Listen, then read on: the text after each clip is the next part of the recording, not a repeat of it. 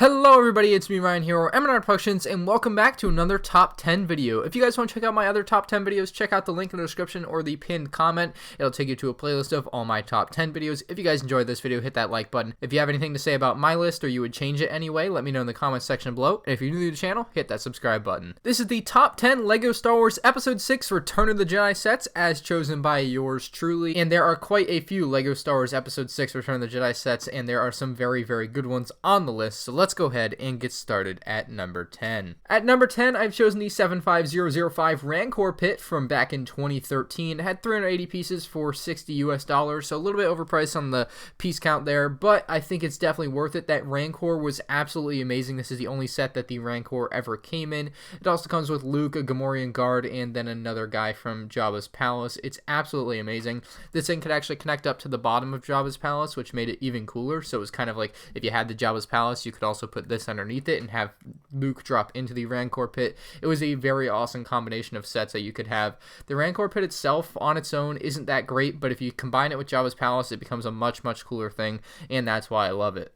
At number 9, we have the 9496 Desert Skiff from 2012. This one was only $25, and it's probably my favorite of the Desert Skiff designs. It includes Boba Fett, Luke Skywalker, Lando Calrissian, and Kithaba, so a pretty good cast of characters in this set. The Boba Fett, of course, being in the newer Boba Fett type with all the printing on the legs and the torso. The new helmet design looked absolutely amazing in a $25 set. At the time, I think this was the cheapest way you could get that new Boba Fett. Otherwise, you had to buy like the $80 Slave One, and of course, getting him in a $25 set is amazing. We also get what is my personal favorite Sarlacc pit design. I absolutely love the design of this one. I think it's a very good design. I love the way the mouth can close all the way. I love the little tentacles and little teeth on there. I think it's a very nice package. Again, the figures are great, the ship is great, and it's got the best Sarlacc pit in my opinion. So an overall great set at number 9. At number 8, we have the 7657 AT-ST Walker from 2007. This thing was only $20, and it was a pretty darn cool AT-ST. It's probably my second favorite AT-ST design to the Rogue One AT-ST that came out a couple years ago.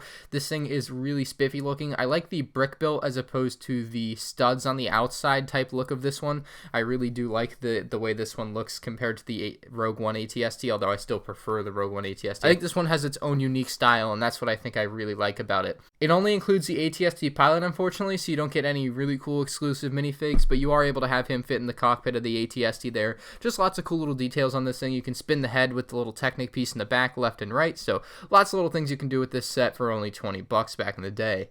At number 7, I've chosen the 6208 B-Wing Fighter. This thing was $35 back in 2006. Absolutely amazing price. You get a B-Wing pilot and another Rebel crew member. It also comes with this really cool mechanic stand that can hold the B-Wing in a vertical position, which is awesome. I also really like this B-Wing design for the fact that it's actually like a very thick design. I like the thick look of the wings. I like the way the guns are on the outside look with the orange tips on them. I love the cockpit on this thing. The cockpit rotates as you spin the ship. Also comes with missiles that shoot out of the center of the ship. Basically what you would do is you would pull the engine piece back that has like the fiery end, like the back of the engine. You would pull it back and then let go, and then it would push the missiles out really fast. They weren't flick-fire missiles because those weren't out yet in 2006. They were like the thing before flick-fire missiles. I don't know. It was weird, but it was still really cool. It worked really well. Overall, a really nice B-Wing. Probably my favorite B-Wing design of the three, excluding UCS, of course. At number 6, I've chosen the 75093 Death Star Final Duel. This was an $80 set and definitely well worth it. This was a major upgrade from the original Death Star Final Duel, which, you know, didn't really include much besides the Emperor's chair and a window. This one included Darth Vader, Emperor Palpatine, Luke Skywalker, and 2 Imperial guards. Very cool looking there in the front of the set. It also has the door that Luke and Darth Vader walk through into the Emperor's throne room. It has 3 separate windows for the Emperor to look out, as well as the pit that the Emperor falls down, and a little platform that can fall down with Luke on it as well. It's a very awesome and well put together set that has a bunch of different little functionalities built within it. It's an awesome play set with awesome minifigures and a bunch of awesome little features included in the set. I absolutely love this set. I think it's amazing. I think a lot of people like this one, so that's my choice for number 6. At number 5, and I was hard-pressed not to put this one higher, but at number 5, I've chosen the 75094 Imperial Shuttle Tidarium, 937 pieces, only $100. The Imperial Shuttle is an amazing set in my opinion. I absolutely love the design of the Imperial Shuttle, and this one did not disappoint. Released in the summer of 2015, I was very excited to get this LEGO set. It looks amazing. It's got a great exterior design. It has an interior in the center, and you also have the ability to put minifigures into the cockpit of the set. It has a landing gear gear that folds out from underneath. However, I find the landing gear to be a little bit unstable in the version I have. Maybe I built it wrong or something, but it does have landing gear. It's got the yellow flashing lights on the tips of the wings and the fin on the middle. It also has the ability to drop your wings down below into flight mode. It's just an amazing set overall. It's got so many different features. The guns on it look amazing. It just looks very like a genuine Imperial Shuttle. Like, it's really close to looking like the UCS one. Like, you could pass this off as a UCS one if you put it on a display stand, which some people did.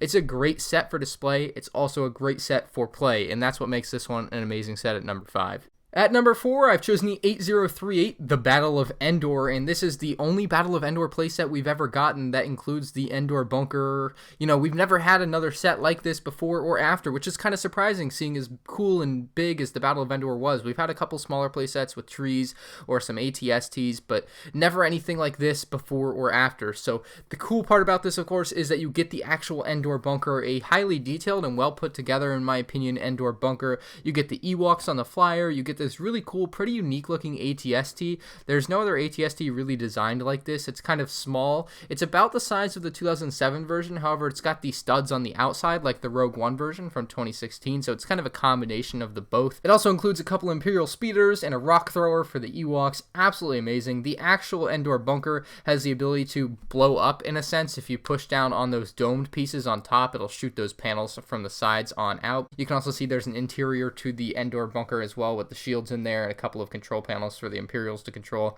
You get a couple Endor Rebel Troopers, Endor Leia, regular Han Solo, a couple of Scout Troopers, a couple of Ewoks, and of course Chewbacca. For only $100, this is an amazing playset that I absolutely loved as a kid.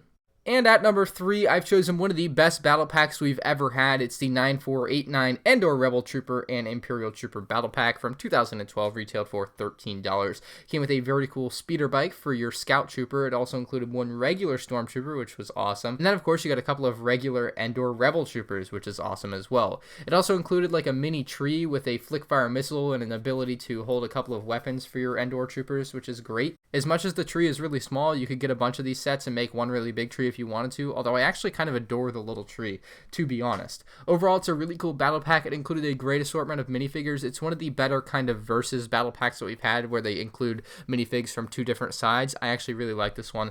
I think including the Rebel Troopers and the Imperial Troopers in this particular battle pack worked really well. My number 2 Star Wars Episode 6 set is the 6210 Jabba's Sail Barge. This one was $75 when it was released back in 2006, and gosh darn, this is a great looking set. I think it looks better than the 2013 one. That's why this one's on the list, and it is not.